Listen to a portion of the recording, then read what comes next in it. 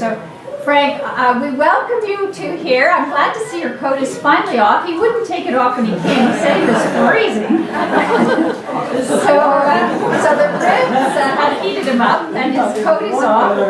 And we're looking forward to hearing you, Frank, tonight. And Mark will introduce a little more tomorrow, but we're really looking forward to hearing you tomorrow, Mark, as well.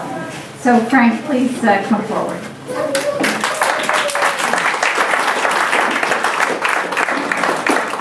Thank you, Ellie, and thank all of you. I want to ask, why did you come here tonight? It's Saturday night, 8 o'clock, and here is this large group of folks, which is really quite stunning. And I think it's kind of a leap of faith that you're willing to come out here with total strangers coming in from California, talking on something you're not exactly sure what it's going to be about, but here you are, and I'm very grateful. And I'm very grateful that you waited on dinner for me to come in. The plane was late, and I kind of feel like the prodigal son, wandering around the world, and here I come driving as fast as I can, through the countryside, not sure where I'm going, hoping I'm going to find this place, following my little MapQuest in my hand as I'm driving through the night, and pull up, and here's this church, the lights are on, I come in, and all of you are here, dinner's ready, and you haven't even eaten yet. You're waiting for me, and so thank you. What a great moment of hospitality. So what I want to do this evening is just share a few impressions around spirituality and compassion that inform the work that we do in the Center for Engaged Compassion, which is very much about how to cultivate compassion in people's lives. We're taught compassion is a good thing, being loving is a good thing, but how do you actually become compassionate and loving is a question that we like to explore. And as Ellie said, I do like to tell a lot of stories, and so I want to begin by telling one story. This is a story that happened with my son, Justin, who's 22 years old now, living in Vermont, going to college, so he's not that far away from me right now. But when he was about 3 or 4 years old, we found ourselves kind of navigating life through the rather small confines of a one-bedroom apartment. And we were doing pretty good. We were sharing a bedroom and, sharing the kitchen table for a Lego station and for my computer station, and doing pretty good until some of our very close friends from Seattle moved down to Southern California, and they're buying a house with just one day from being closed. It was right there on the edge. They needed a place to stay. We said, of course, it's a family of 4, and they joined us, and they slept in the bedroom. We slept on the floor, and fortunately, one day turned into 2, and 2 turned into 3, 3 into 4, 1 week, 2 weeks, 3 weeks, for a solid month. We had 6 people in this one-bedroom apartment. Oh my God. And we were doing pretty good. Wow. I think Justin had the worst of it. Here he was having to sleep on the floor with his dad, and share his toys, share his dad. But he was doing pretty good until one day, he had it. He was outside, we have a sliding glass door looking out on this big dirt pile, and all the kids from the neighborhood would come out there, and they would dig for dinosaur bones and discover gold and all that kind of thing. And Justin's digging away, big old rock. He's a budding paleontologist, jawbone of a T-Rex or something, and he's trying to dig it out of the ground. And he's digging away when this kid walks over, grabs a shovel, and he yanks it out of his hands and starts to walk away. Well, Justin's like, no way. Moves over, yanks the shovel back, starts digging. The kid comes back, grabs a shovel. They go yanking back and forth until he pulls it out of Justin's hands. He falls down on his knees and he stomps away. Justin looks at him with a look that could kill. Then he gets up. He stomps down the dirt pile, slams open the sliding glass door, comes into our living room, slams it shut, goes into the corner, sits down in his little rocking chair, folds his arms, and he just pouts. And I'm sitting in the living room. I see the whole scene outside. I'm sitting next to the wife of my good friend, and I still look over at Justin. I say, Justin, what's going on? He says, I'm mad. I'm so mad. I've never played with my friends ever again in my entire life. Well, I kind of figured I knew what he felt like about that. So that's okay. Just sit there. And he sat. We continued our conversation. Well, as we're talking, my godson, Jackson, who's also about 4 years old at the time, he's playing Legos there on the living room table, oblivious to everything that's going on. and the stereo's on, there's a commercial break, and after the commercial, this music starts to come out of the stereo and starts to waft its way around the room. And it's one of those magical, beautiful melodies that just starts to seep into you. It actually was a Canadian song. Kenny G, you know Kenny G, right? The saxophone. And that saxophone is just working its magic on little Jackson there. He's playing Legos, but the music's getting inside him until he's just bobbing and beeping, and he can't stop himself anymore. He just gets up and he starts dancing in the middle of the living room there, just having a ball. We're looking at him. Justin's looking at him. Jackson looks over at Justin and says, "Hey, Justin, do you want to dance with me?" Justin's like, "All right." Gets out of the rocking chair and starts dancing with Jackson. And for the next several minutes, the two of them are just do-si-doing, doing a little John Travolta stuff, on the floor, little Three Stooges. It's like the sun has just shined on this living room, and they're radiant in the delight of this dance, having a blast until the music is over. The melody lingers. They're smiling. Jackson says, "Justin, you want to go outside and dig for dinosaur bones?" And Justin goes, "Yeah, let's go." And they start to run to the door, and I go, "Wait a minute. Justin, where are you going?" "I'm going to play with my friends." I said, "But I thought you were never going to play with your friends ever again in your entire life." He looks at me like, "What are you talking about?" And then it dawns on him, like it was a lifetime ago. He goes, "Oh yeah. You know, Dad, I think the dancing took my mad away." And he ran out the door. One of his friends.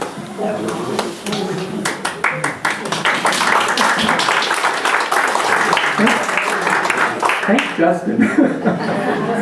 Beautiful, beautiful boy. There's a lot of mad in our world. There's a lot of mad amongst the nations, amongst races, amongst peoples. There's a lot of mad in families, communities. There's a lot of mad inside of ourselves, conflicting emotions, disturbing thoughts, passions that are hard to control. There's a lot of mad in our world. And yet, in the midst of all the mad, there's a melody. There's a music that plays. And it's a music that comes from the very heartbeat of God. We don't hear that music all the time. Sometimes we're so mired in our mad sitting in the rocking chair, we don't hear a thing. Sometimes we're so driven by busyness, we're out there digging away oblivious. But that music is ever playing. And it plays through our world, inviting us to be taken up into its life-giving currents, to be lifted up into its vitality, and to be moving with that dance into the world as agents of love and care. That dance is the Holy Spirit of God. It goes by many names. It's a spirit of peace, spirit of justice, of reconciliation. But at its core, for Jesus, who knew this dance and taught us how to move to its rhythms, for Jesus, the core of his dance was compassion. We think of following Jesus as a spiritual path.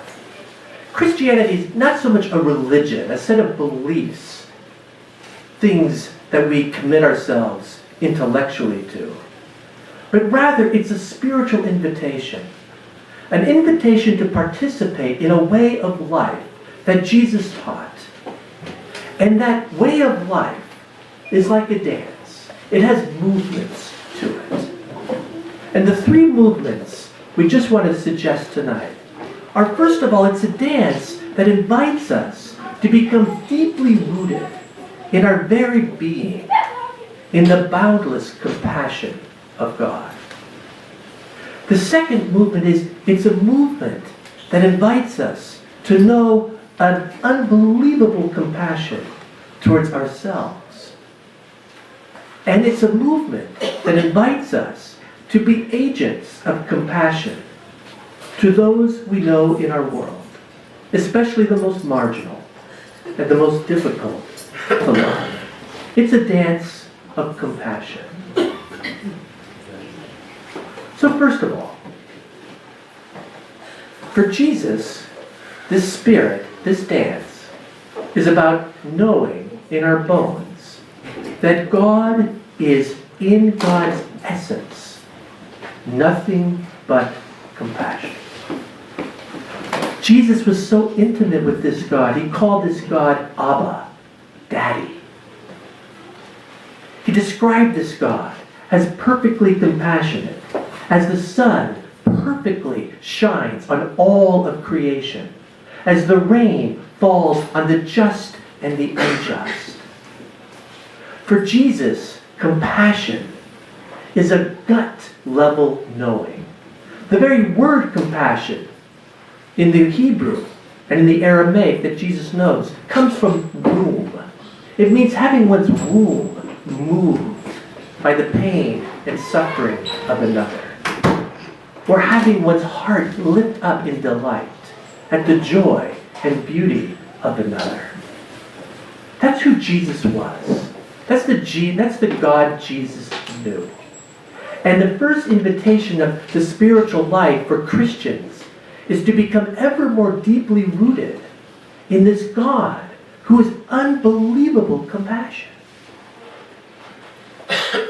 The thing is, I think we know this already. Deep in our own souls, we've had some taste, some glimpse of this unbelievable grace. We've been touched by it, by a child, by a neighbor who tends us in need, just overtaken by the beauty of a sunset, perhaps. And this wash of grace and compassion pierces us with an intensity that we know this is who God is. In spirituality, one of the movements is about remembering what we already know in our hearts, because it's so easy to forget and get disconnected from it. I saw this really beautifully in a man that I befriended, or who befriended me, out in New Jersey. I was in graduate school and I was getting a PhD in spirituality. I was going to know everything there was intellectually about spirituality. I studied all the mystics. We were reading about everything, and I think I was in my 23rd year of school, or something like that. I was preparing for my doctoral exams, where I was going to be tested on everything that you could imagine around spirituality information. And I remember I was studying about the Eucharist, exactly what is the difference between the real presence and the substantial presence of Jesus in the Eucharist. And I was terrified. I mean, this stuff was like, how many angels can dance on a pin? And yet I was going to have to be tested for a solid week by all of my Princeton professors. And so I had to know everything. And I was starting to get stressed out and thinking, how did I get into this in the first place? I mean, what am I doing here? And then I remembered that one of the practices that sustained me, that even brought me to seminary in the first place, was I started going to daily Mass.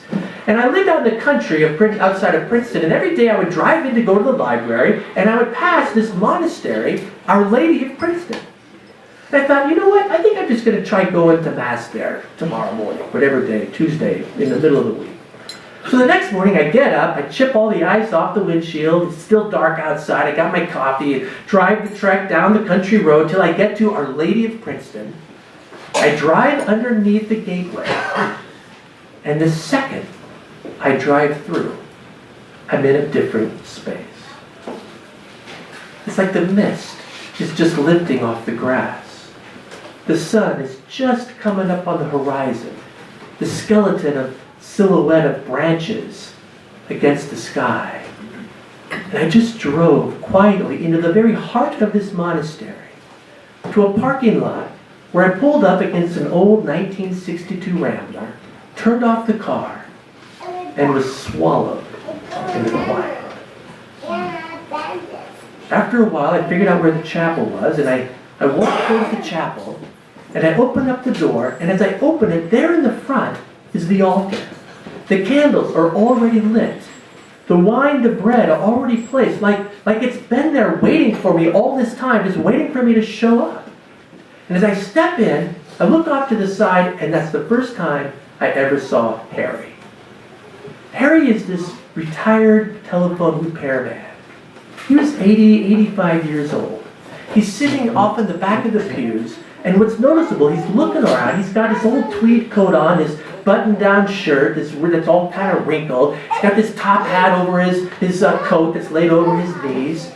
But what's remarkable about him is he's looking at me dead on with this huge smile on his face like, hey, I'm glad you're here. Where have you been? Total stranger. And I'm like, who are you? I think I'm going to sit over here. So I sat on the other side. We had Eucharist together, and then I started to leave. And as I'm walking out, somebody grabs a hold of my arm, and sure enough, it's this stranger who grabs my hand and says, do you mind if I walk out with you? And we start what becomes a routine. Every day I started going to daily mass again. I would arrive, no matter how early or late I got there, Harry is already there, always sitting in the same place, always wearing the same clothes, always having the same smile. We celebrate Eucharist, and then we walk out together, we chat for a little while. And that's how I knew his name was Harry, and he was a telephone repairman, and he was a widower. His wife had died about 15 years earlier. He had 2 grown boys. They were doctors. A little too busy for his taste. He had an apartment behind one of them. And every day after Mass, he would drive across Princeton to this elderly home. And there he would spend the morning talking politics, playing checkers, doing crossword puzzles with the folks there. Whenever anybody had a birthday, his legendary 7-layered cake he would bake. Word out, nobody could bake a cake like his 7-layered cake. He was just this beautiful human being. I just fell in love with him. And the more I got to know him, the more I just needed to finally ask him. We're walking after Mass, we're in the park, and I said, Harry, I just got to know.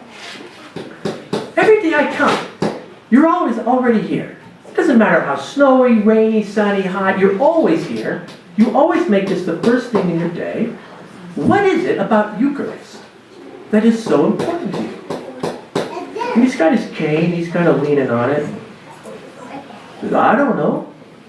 I guess it just kind of feels right. Then, almost as if he's changing the subject, he says, did I ever tell you about my 30th wedding anniversary? Oh man, this was something else. Boys were away at school, it was just me and the missus, and we decided we were going to celebrate this up right. We got the best clothes that we had, you know. We got in the car, we drove all the way to the shore, an hour away to the beach, and we started looking for the classiest restaurant we could possibly find. Sure enough, we found one that was classier than we even knew existed. We found a restaurant that's only open for dinner. Can you imagine? Denny's, 24 hours a day. You get a grand slam for breakfast anytime you want. This place only open for dinner. But we didn't know that. We go up into the parking lot, classy looking place. We walk up, there's a guy in a tuxedo. We said, excuse me, sir, but can we have dinner here? He says, yeah, but we're not open for another 20 minutes. You're kidding. You're not open, you're a restaurant, right? No, we're only open for dinner. I say to the missus, this place is classy. I said, well, do you mind if we just get a drink today? Because you see, today's our 30th wedding anniversary. And as they're saying that, the owner of the restaurant's walking by and he overhears, he goes, you two been married 30 years today? Yeah. Today, 30 years? Really? Yeah, get out of here. Yeah. Well, come on in. He brings us into this restaurant. It looked like paradise. They had plants coming out of the ceiling, white tablecloths, china, 5 bowls, 6 forks on one side, 5 spoons on the other side. They had a piano so shiny you could see your reflection. They had a sculpture made out of ice. This place was classy. He sits us down at the best table in the restaurant, looking out over the ocean. He says, wait a minute, I'll be right back. We're still getting our coats off when he comes back with the guy in the tuxedo, a bottle of champagne, 4 glasses, and he says, this is on the house. We are celebrating 30 years of marriage on the house. What a beautiful day. He's trying to get the top off when a server walks by. He says, what's going on? We're not even open today. Yeah, not open yet. He says, they've been married 30 years today. 30 years? Get out of here, really? Get up. Get a glass and join us. They're getting a glass and another waitress walks by. What's going on here? We're not even open. 30 years they've been married. Get out of here, really? Yeah. Get a glass. A couple of busboys. What's going on? 30 years they've been married. Get out of here. Get a cup of glass. Get another bottle. We're running out. Pretty soon there's a whole bunch of people making so much noise. The cook's getting his head out of the kitchen. What's going on out there? We're not open. on! 30 years they've been married! Get out of here! Really? Yeah! Get another bottle! Get everybody in the kitchen! Get Frank and Barb doing dishes! Bring them all! And before you know it, there are like 30 people standing around this table. Some of them in tuxedos. Some of them in jeans and an apron. Every single one of them with a glass raised into the air, toasting our 30th wedding anniversary. And you know what? They didn't even know our names. And I'm standing there in the parking lot, watching Harry come alive as he's remembering this moment that happened 15 years earlier. And I say something really inane, like, wow, Harry, those are the moments that really warm your heart, aren't they? He says, warm your heart? No. These are the moments that keep me alive. And we both just sat in the truth of that statement. And then a few minutes later he said, you're a seminary student. Tell me something. Do you think heaven's going to be like that? And this time I knew exactly what to say. I said, Harry, I think heaven's going to be exactly like that. He said, I hope so. I hope so. And he got into his Wrangler and he drove across town to another place where he was the stranger, bringing gifts, hospitality to people in his life.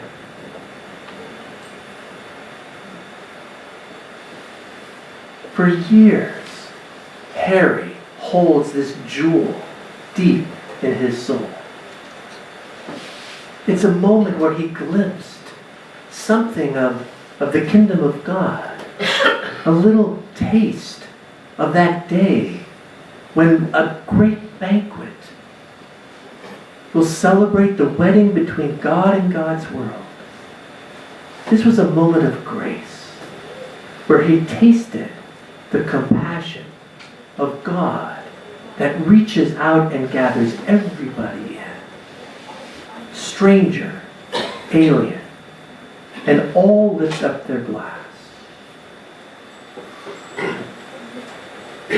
One of the movements of spirituality is deepening our knowing, our connection to that gracious reality, that God of compassion that holds each of us in that kind of absolute love and celebration.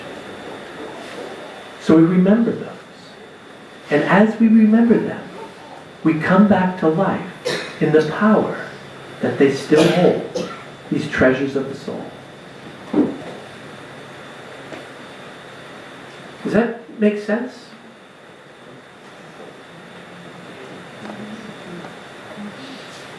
Yeah? We here? The restaurant kind of reminded us of St. Luke's. It reminds me of St. Luke's. That's why I thought of the story. Isn't that the way it is? I feel like Harry. Exactly. Exactly. And that's the beauty, right? When we have moments of hospitality and grace, we create meals where strangers are welcome, then we are participating in that compassionate God who is trying to heal and transform our world. We're instruments of that grace. That's the invitation of the spiritual life. To know more deeply that compassionate presence and grace, and then be agents of that with the people in our lives.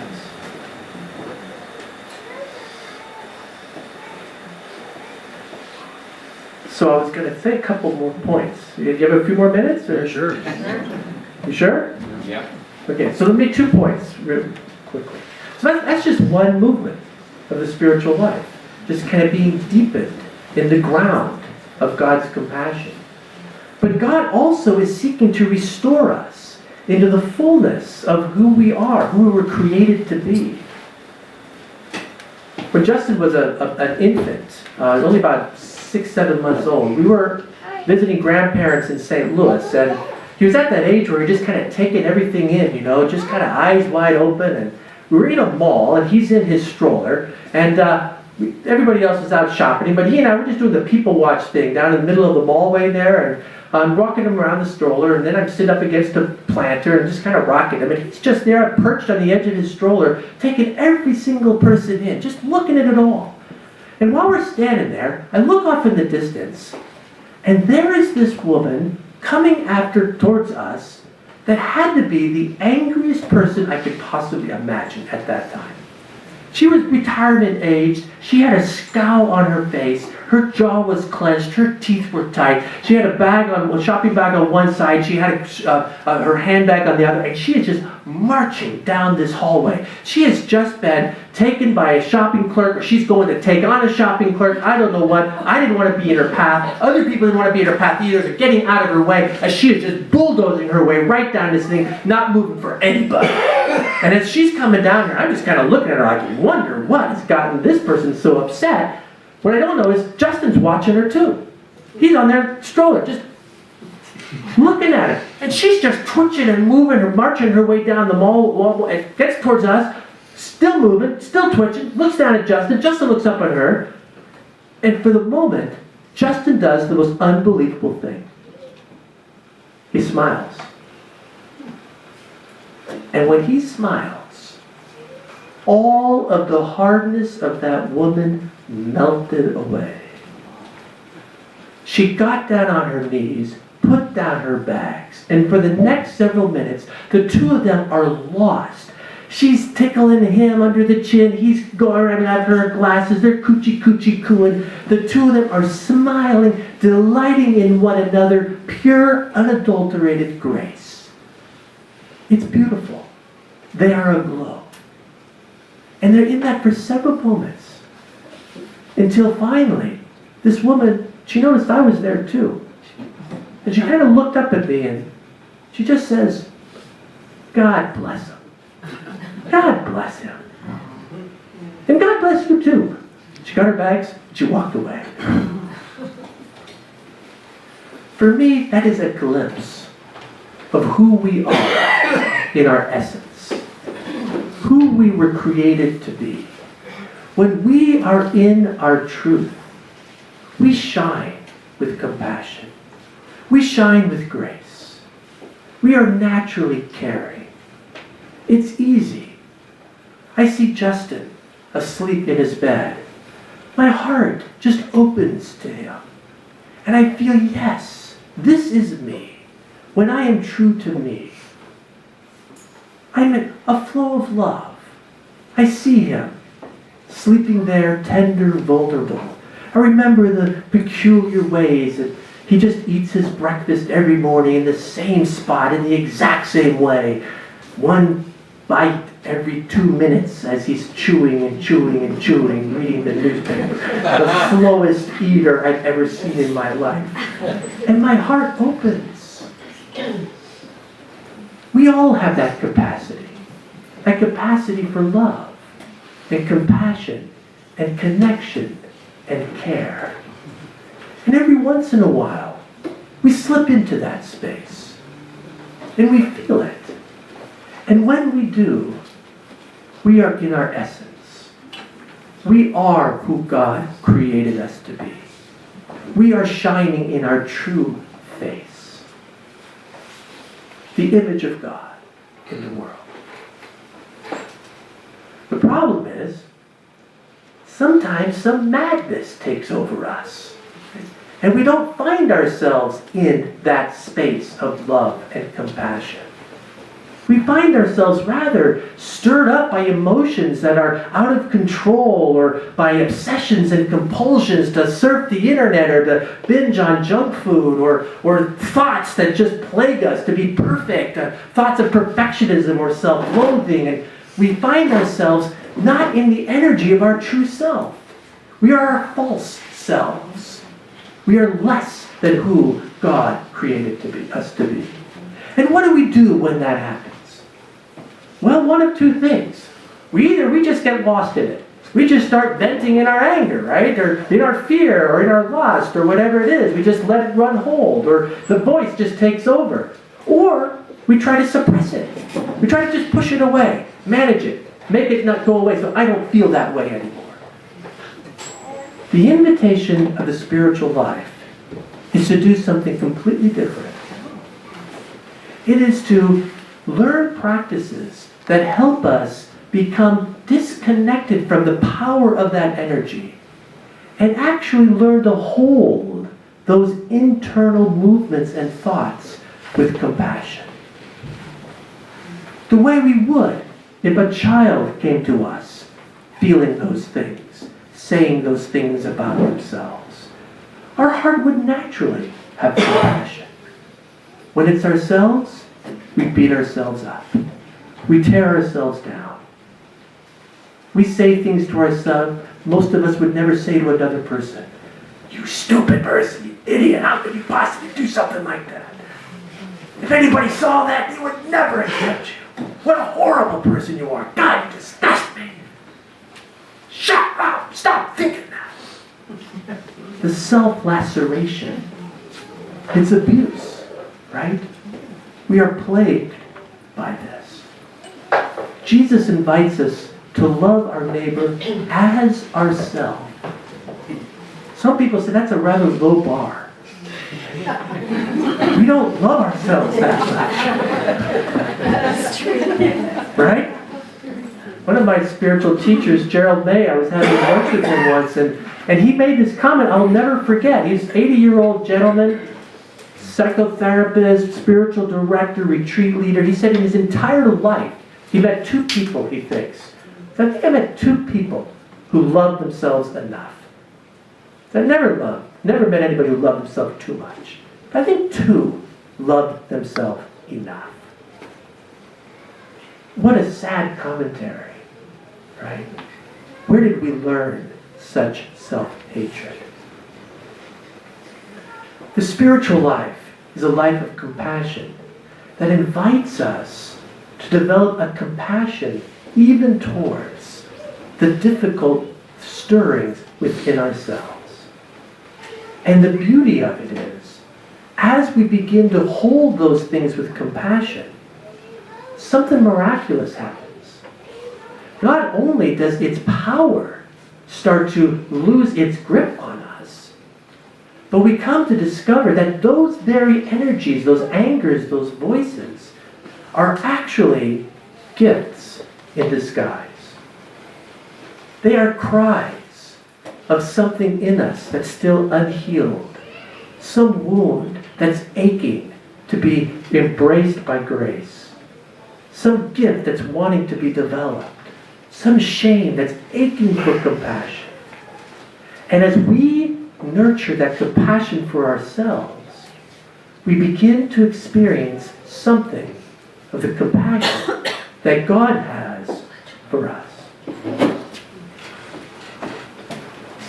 Am I going on and on?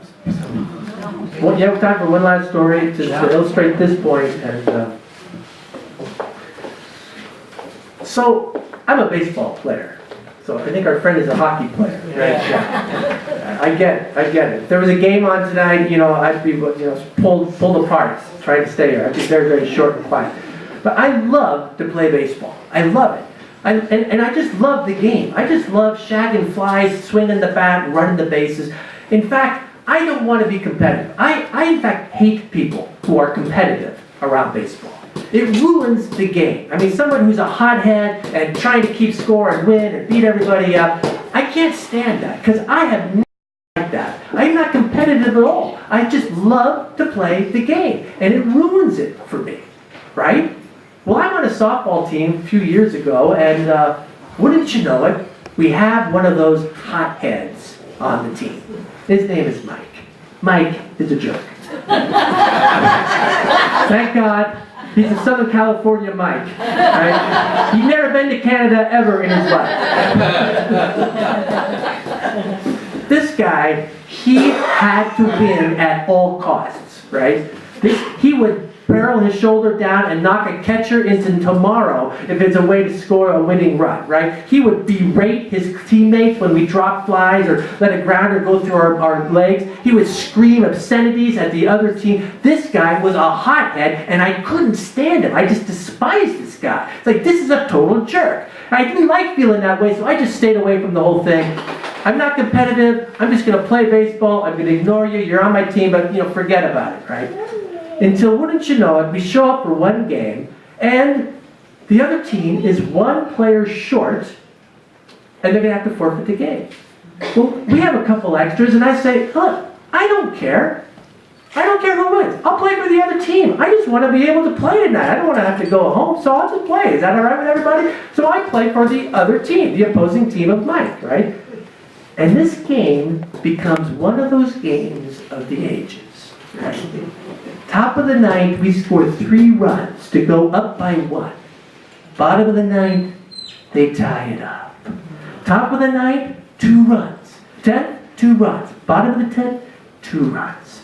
11th, 1 run, 1 run. 0 runs, 0 runs, 0 runs, 0. We score 2 runs, they score 2 runs. 15th inning, 16th inning, all the other games around the park has stopped. There's crowds joining it. It's just one of these games for the ages, right? Until we take up 1-run lead in the 17th, 18th inning, and the other team is up, Mike's team. I'm out in left field, and wouldn't you know it, I can see the whole ending right now.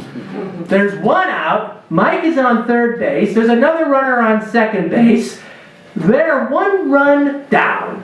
If there's a fly ball hit anywhere on this field, Mike is going to wait. He's going to tag up. He is going to bulldoze his way down the line. He's going to knock the catcher unconscious to score the tying run. And I say, not on my watch, Mike.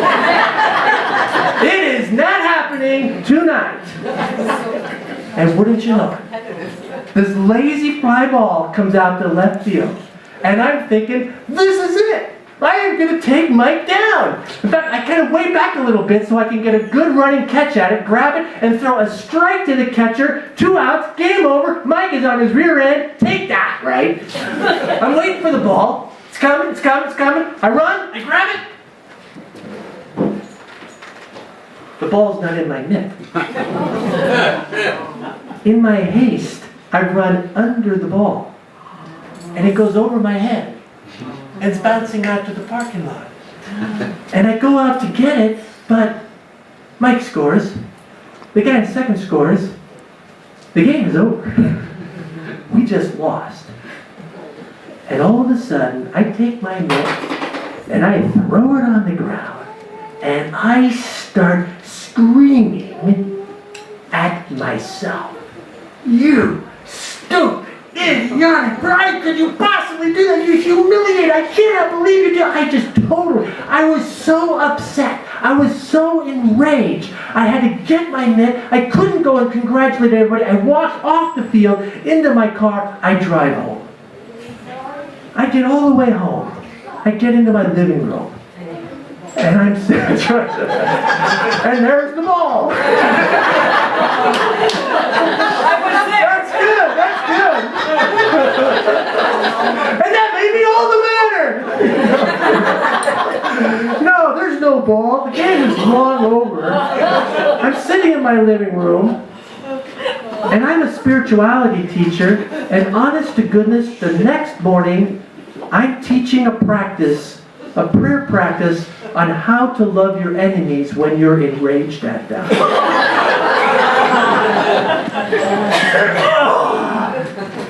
I'm going to quit my job and become a chemist. I mean, why did I get myself into this, right? But this is the invitation.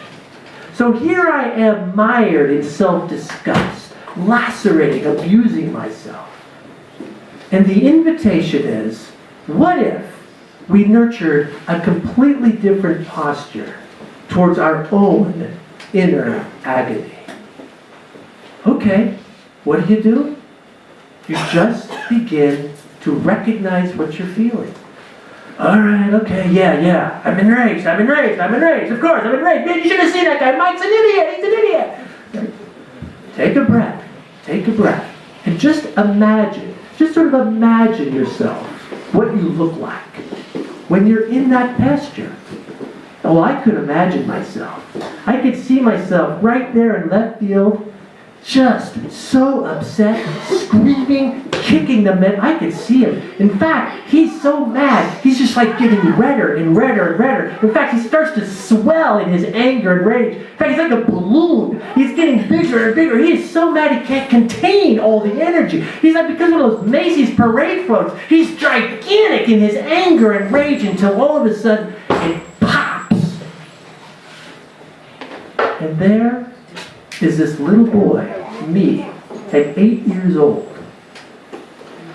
in right field in Little League, praying to God nobody hits the ball to me, because I can't catch a thing. Humiliated, ashamed, terrified. And that little boy looks up at me and says, "Why do you hate me so much?"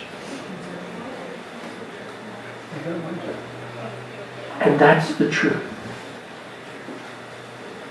All of my disgust at competitive people, all of my rage when the madmen win, all of that energy, which I tend to despise, when I hold it with compassion, it reveals the pain underneath it. There's a little boy in me who feels like a runt and aches to just be accepted without having to be the great baseball player. And what would Jesus do if he came to a boy like that? He would wrap that boy up. He would say, "You are an all-star forever in my book. I love you. I'm proud of you." And when we know that kind of grace, our rage, our fear, our terror dissipates. And we are held in the lap of God's compassion. That's an invitation of the spiritual life. To, in the midst of all this muck that we live in, these emotions, these voices, the complaints, the conflicts, in the midst of all of that, to find practices that help us not only hold them with compassion, but open us up to a grace, a God of compassion, who holds us in the dirtiest of it all. And when we find ourselves in that grace, that compassion, we'll be resting in the music. We'll be moving to a healing rhythm. We'll find ourselves restored. And we'll be dancing. And that dance, that's a dance that will take all the mad away. Amen.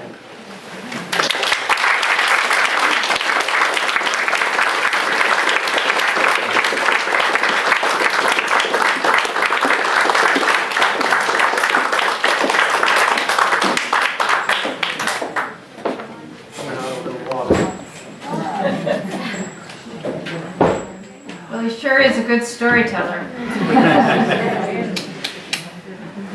Thank you very much, Frank. You had us riveted with your stories, for sharing a little bit about yourself, and for sharing a little bit about what the spiritual life can be. We're grateful. Thank you. I hope you'll be worshiping with us in the morning, and we look forward to hearing from you as well, Mark, in the morning, and the preaching side of the teaching, and at Bible study as well, which is 8:15, 8:30, 8:30 to 9:15, and church is 9:50 to 10:30. So just a wonderful round of applause just to show our commitment.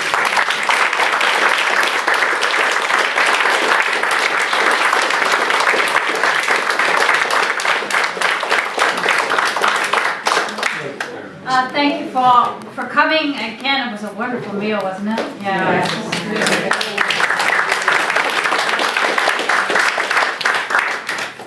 And I want you to all drive safely tonight home. And I think our guests will be here to chat with a little bit if you want. And we'll see you in the morning. Good night all. I'll close with a prayer. Father, we thank you for bringing us together tonight. We thank you for Frank and Mark coming from Oregon and California with us, and we ask you to bless us as we go home tonight for a peace and quiet night and reunion, congregation, and celebration again in the morning. Amen. Good night all.